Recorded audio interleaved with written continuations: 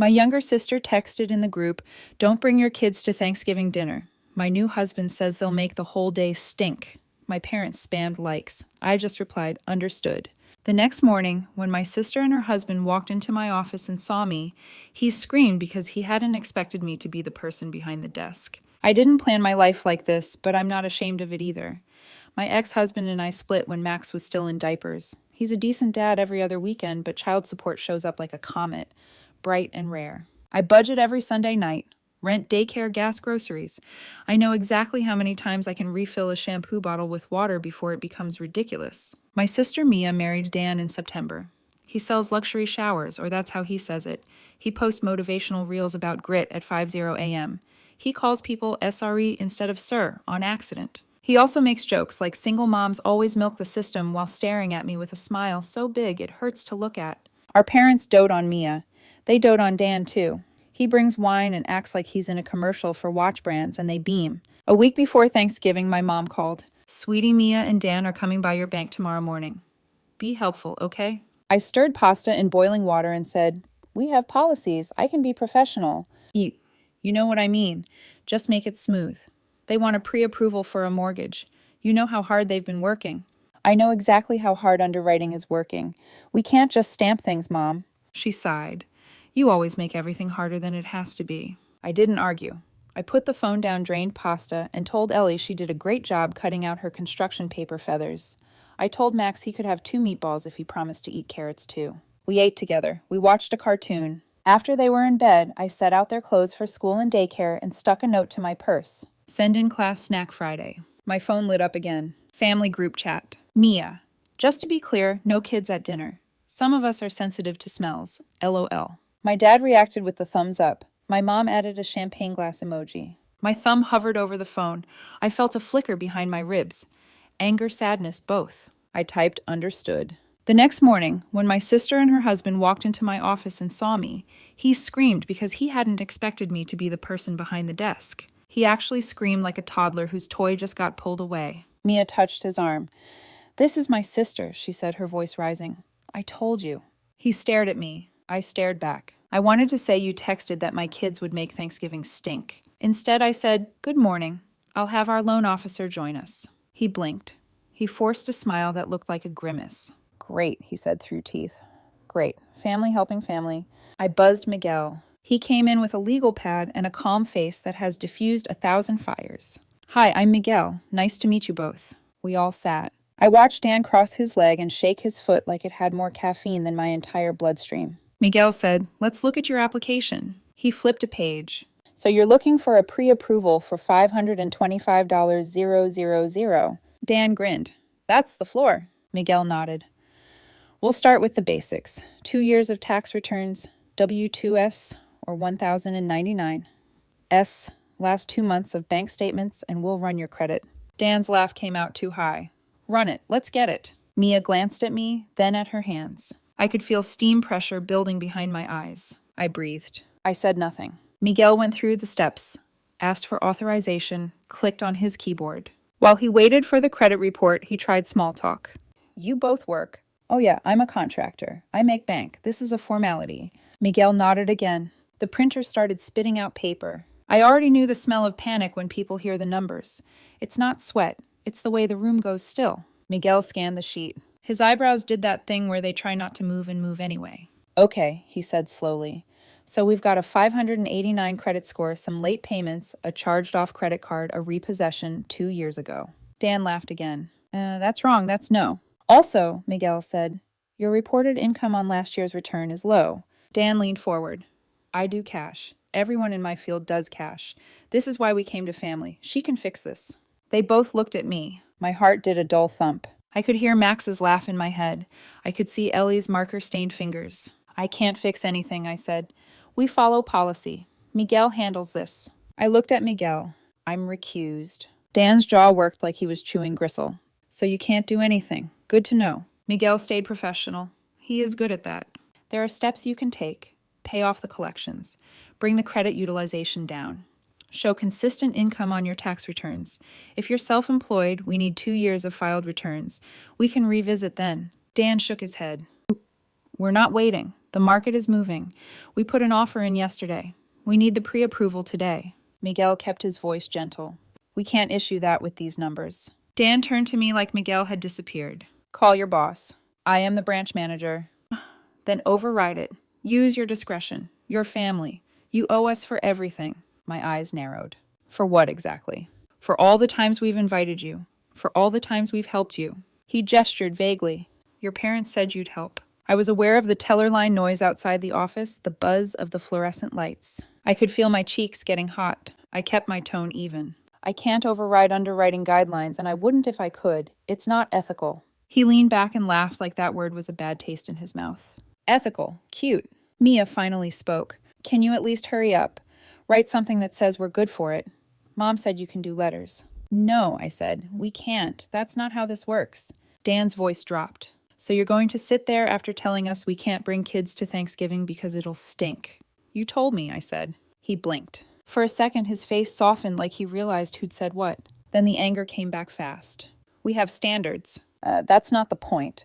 The point is you're blocking our future over paper. Miguel stood. Let's take a break. I'll give you a minute. He left. The door shut. The room got smaller. I don't block anyone's future, I said. I pay my rent, I clip coupons, I keep my kids clean and fed and on time.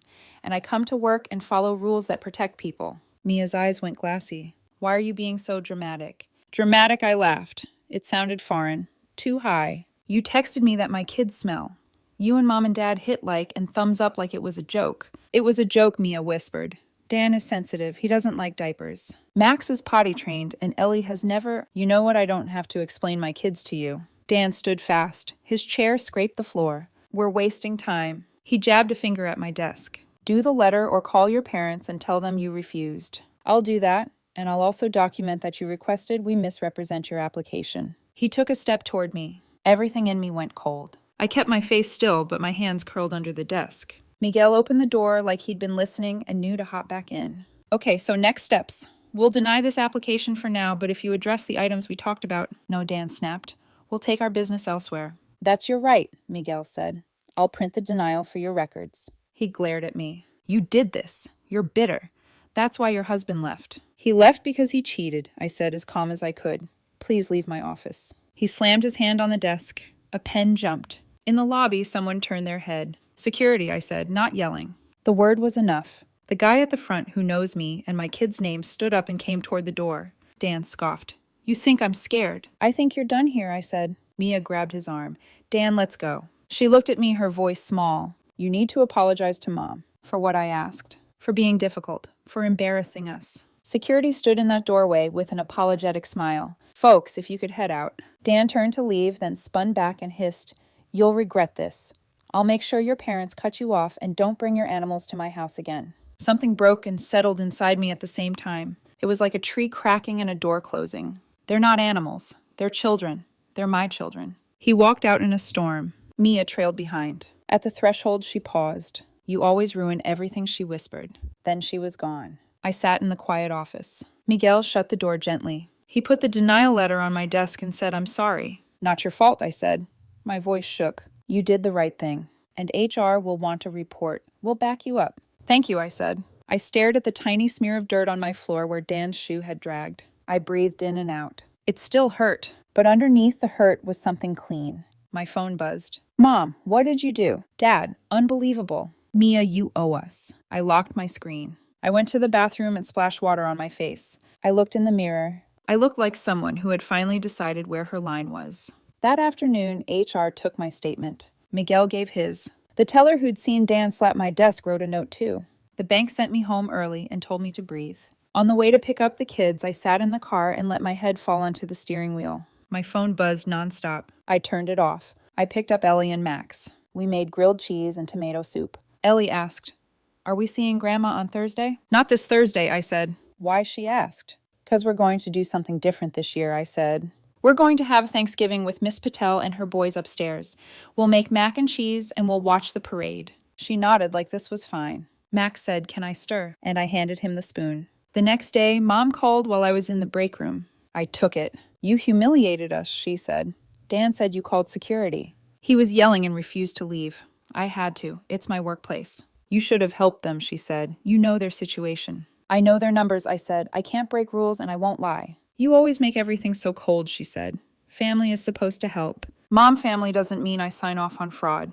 Family doesn't mean I let someone call my kids animals. Silence. Then you're being sensitive. I'm being a mother, I said. We're not coming to Thanksgiving. Please don't ask again. She hung up. A minute later, my dad wrote, think long and hard about what you're doing. Then you'll regret isolating yourself. I stared at the texts. My hands shook. I opened my banking app. The number looked the same as yesterday. Rent due in 8 days. Car insurance due Friday. I took 2 extra shifts at the drive-thru window. I listed a stroller on Marketplace. I sorted outgrown clothes to donate and to sell. Thanksgiving morning, we watched the parade in pajamas. Miss Patel knocked at noon with a casserole dish and a ridiculous inflatable turkey hat. Her boys played with my kids. We ate at the coffee table. The mac and cheese came out perfect. When the boys left, Ellie fell asleep on my lap. In the afternoon, Mia posted a photo of a table with gold flatware. The caption said, elegance greater than chaos. My mom commented 3 hard eyes. I didn't engage. I folded laundry. I read Max's dinosaur book 3 times. I felt the ache. And underneath, I still felt that clean thing. It hurt. It also felt like fresh air. A week later, Miguel handed me a copy of the denial letter that had been mailed. He said they filed a complaint. HR's handled it. You're fine. Thanks, I said. At home, I got an envelope. I braced. It was a late child support check. Not much. It helped. I paid the car insurance. I bought Ellie new sneakers on sale. I fixed the wobbly table leg with a folded placemat and laughed at myself for thinking I could fix everything. 2 months later, my mom texted, we'd like to see the kids Saturday. I stared at the message. I typed, deleted, typed again. Yes, I wrote. Park at 2 p.m. Ground rules are no comments about Smel's behavior or my parenting. If that's a problem, we don't meet. Okay, she wrote. We just want to see them. We met at the park. My parents were careful. My dad brought the bubble wand the kids like. My mom didn't say a word about stains or noise. After an hour, we said goodbye. It felt civil. A start, not a fix. A week later, Mia texted me for the first time since the bank. She wrote, sorry if we offended you. Dan is particular. I looked at the words a long time. I typed, I won't be insulted in my own family. My kids aren't optional.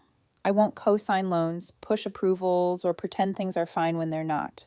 I want peace, but not at the cost of respect. She wrote K. That was it. It hurt. It also made space. This year, I'm hosting a small Thanksgiving with friends Miss Patel Miguel and his wife. My kids will make place cards. If my parents want to come, they can bring green beans and leave judgment at the door. The moral is simple. Help doesn't mean bending your ethics. And love doesn't mean letting people humiliate your kids. Boundaries are not punishment.